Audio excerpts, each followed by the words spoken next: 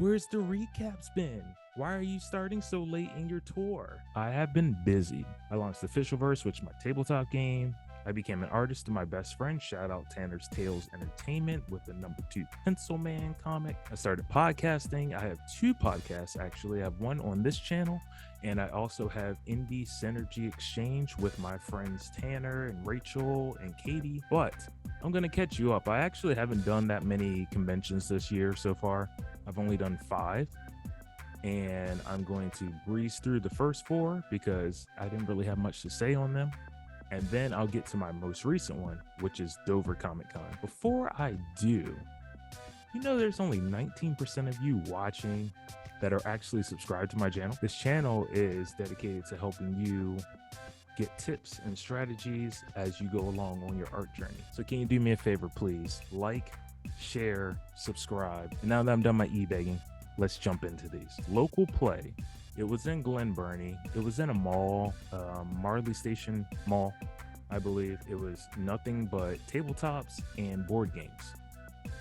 But it wasn't really. That was the main focus, but it really wasn't. There were still art vendors there, people selling merch, blah, blah, blah, blah, blah, etc. They had blocked off a section of the mall, and that was the convention. Surprisingly, for a no-name, and mind you, I was between 2 Pokemon card vendors. You know how people go wild for the Pokemon cards. My game Officialverse actually sold pretty decently. I think I sold 4 boxes. 2 are deluxe, and then I did 2 standards. And then I did a lot of business card handing out. So it seemed like people were actually interested in the game. The tables were cheap. They were only like 30 something bucks, I believe, and I left with about $150 profit. So decent start. Next, we have Galactic Con Delaware. Galactic Con is ran by the nicest, most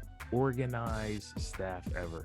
Generous people, generous amounts of sales, plus tips. It's love. It's love. I've done this convention 3 times now, and my opinion really doesn't change for this convention. You can look at my other con recaps to actually get a sense of how I feel about this convention.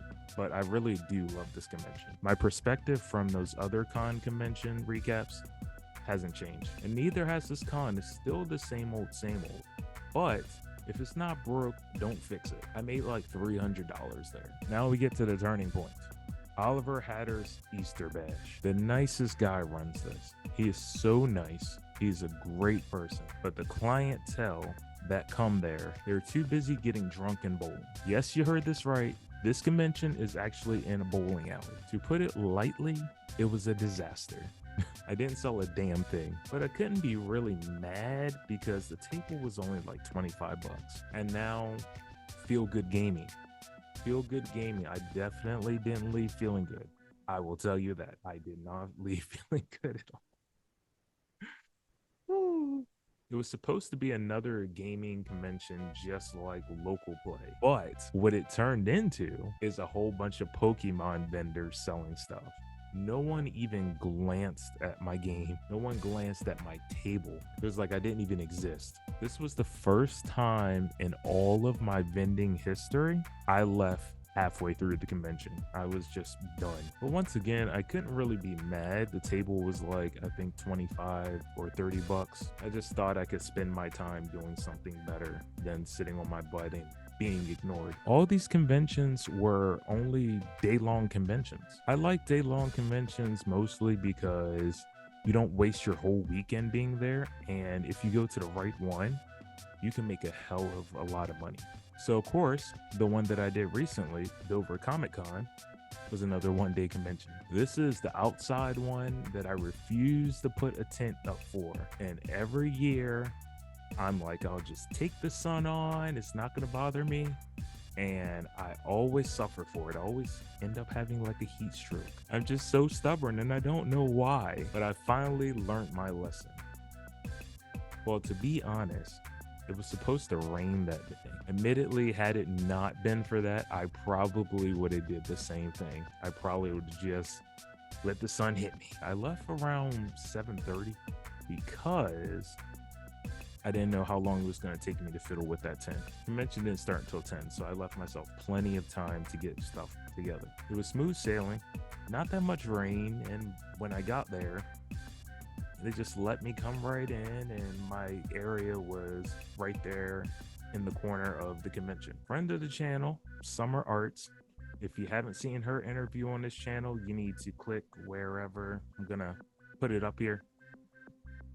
It's great for insight on how to sell more at these conventions. But her and her partner helped me set up my table, get me a nice little chair to sit in, help me with my tent. So I'm so grateful for them.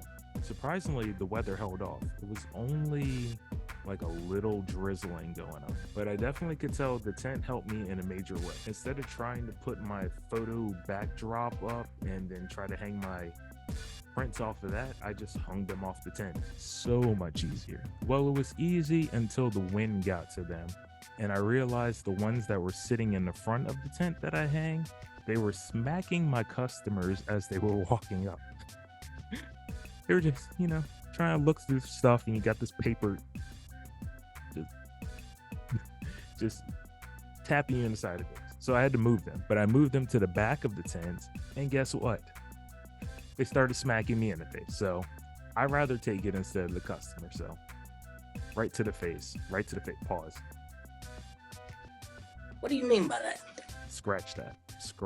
But the wind is an a-hole. On a plus side, I saw a lot of customers that I've seen at other conventions. So they came up to me, got talking, like they were like, "Oh, I love your work and stuff." And I'm like, "That's great. It's so great to see all of you again." And of course they bought more stuff. So I'm just like, this is great. I was actually surprised at the number of people that actually knew who the hell I was. I'm grateful for everybody. I am really grateful for everybody. I was surprised. I love you all. I decided to introduce a dollar bin this time, which I put like rejected stickers and old prints in, and they could buy them for $1. You'd be surprised how much $1 just stacks up. I highly recommend the dollar bin. Mystery boxes are like hit or miss, but people, I think they're getting wiser to the fact that normally you put like your not so best work or your like retired work into the mystery box. It's not really like your pride and joy. With the dollar bin, you at least get to see what you're buying. And I think people are more comfortable with, this is what I bought and I got it for dirt cheap, rather than I might get a whole bunch of prints in a mystery box that I might not even relate to, especially me, because I do a lot of retro cartoons and stuff in my artwork. So it's like, you're young, you're not gonna know some of those prints. I would say they're near half the prints you're not gonna know. But my tip for mystery boxes, if you do sell mystery boxes, stuff the crap out of them. Like I sold mines for $20, right? But you got 5 prints, 2 buttons, a sketchbook, a pencil, 2 stencils, 3 stickers, and there was something else in there. I can't remember what the other thing is. I swear holding one of my mystery boxes felt like you were holding a brick in your hand. That's how much I stuffed it. I met a lot of new friends. It seemed like as soon as I stopped talking to one person, another person was literally right behind them to talk to me. So I kind of just talked to people, made them feel really good about themselves, made them want to chase their artistic dreams. I actually feel really honored when people want to come up to me and get my knowledge on things. It's really cool. And they filled my tip jar. They filled my tip jar with 1s and 5s. I sold out of volume 1 of Inlock and some of the volume 2s and 3s. And I sold some big prints that I framed. But then I noticed it was getting kind of foggy. It was like, it's like Silent Hill was rolling in or something. Come to find out, there were wildfires in New Jersey and the smoke was coming down here. But the wildfires didn't stop everybody from coming out and having a good time. I could barely actually leave my table. Usually at these conventions, I'm able to leave my table for a certain amount of time just to walk around and see stuff. But I had no option of doing that this time. I did manage to sneak away and get some of that dang on food truck food though. Talking about ribs, mac and cheese, freaking funnel cake. Like this year compared to the other years was really incredible despite the weird weather. I think it had a lot to do with the tent. I was able to put out more products and display more products because I could just use the tent to help me display things. So I ended up making like 400 bucks. It was really good. Once again, Delaware comes in and they put the battery in my back and they just really charge my soul and make me just love doing what I do. Thank you for watching. Again, don't forget to like and subscribe and share to see more videos like this and to see interviews. Yeah. All right. Okay, bye.